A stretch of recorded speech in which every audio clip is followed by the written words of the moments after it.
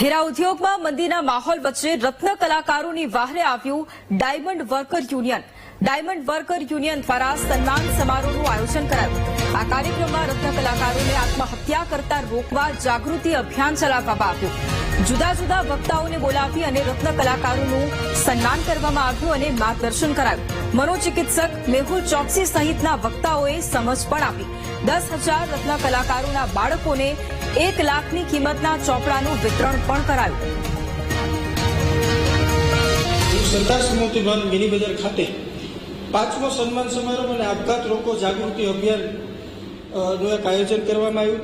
Diamond worker union અને રત્ન કલાકાર charitable trust દ્વારા આ આયોજન કરવામાં આવ્યું. આ આયોજનના અધ્યક્ષ સુરત શહેર કલેક્ટર ડોક્ટર સૌરભ પારકી સાહેબ અને પોલીસ અધિકારીઓને પણ આમંત્રિત કરવામાં આવ્યા હતા. ડાયમંડ વર્કર યુનિયન અને હીરા ઉદ્યોગના ઉદ્યોગકારોના સહયોગથી 10,000 વિદ્યાર્થીઓને 1 લાખ બુક વિતરણ અમે અહીંથી કરવાના છીએ. ડાયમંડ ઇન્ડસ્ટ્રીના માલિકો અને રત્ન કલાકારો વચ્ચે સમન્વયને કામ કરતી સંસ્થા એટલે ડાયમંડ વર્કર યુનિયન. આ ડાયમંડ વર્કર યુનિયન દ્વારા આજે 5મો સન્માન સમારોહનો કાર્યક્રમનું આયોજન કરવામાં આવ્યું હતું.